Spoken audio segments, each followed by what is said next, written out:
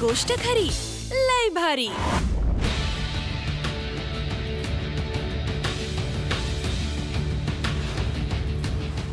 सौंदर्याबरोबर अभिनयाची जोड असणारी मराठी तारका म्हणजे श्रुती मराठे। शूटिंगच्या बिझी शेड्यूल मधून वेळ काढून आज श्रुती करतीये दिवाळीचं shopping.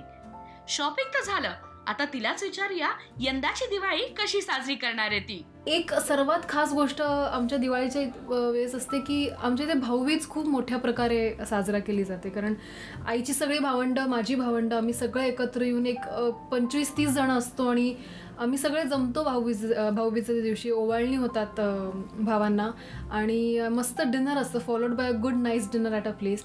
So that is one thing मी जी नेहमी दिवाळीची वाट बघते ती ह्या गोष्टीसाठी बघते किंवा दिवाळी हे लक्ष्मीपूजन छान झाल्यानंतर मस्त भाऊबीज होईल आणि सगळे एकत्र येऊ आणि मस्त मजा करू।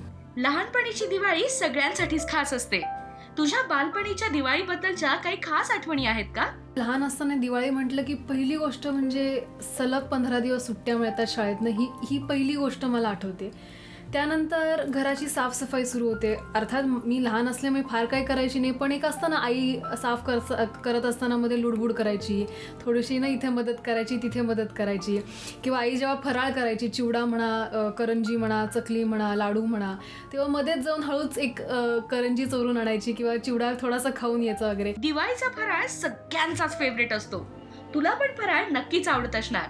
मग आम्हाला सांग ना, तुला फराळ बनवायला आवडतो का आणि तुझी स्पेशालिटी काय आहे? गोड पदार्थ मी करते, लाडू म्हणा किंवा करंजी मधले जे सारण आहे ते म्हणा, ह्या सगळ्या गोष्टी मी करते। बाकी चिवडा वगैरे तिखट गोष्टी, चकली म्हणा किंवा चिवडा म्हणा, हे सगळं अजूनही आई करते आणि मला वाटतं ती आईच करत राहील, कारण आम्हाला जमत नाही। ज्या प्रकारची टेस्ट तिच्या हाताने येते चिवडा आणि चकलीला, ती मला नाही वाटत माझ्या आणि माझ्या बहिणीच्या हातामध्ये आहे। लहान असताना तुला आई बाबांकडून दिवाळीचे भरपूर गिफ्ट मिळत असतील, मग यावेळेस तू तुझ्या आई बाबांना काय गिफ्ट देणार आहेस? आईला साड्या खूप आवडतात आणि त्यामुळे मी नक्की एक छान मस्त साडी देईन तिला।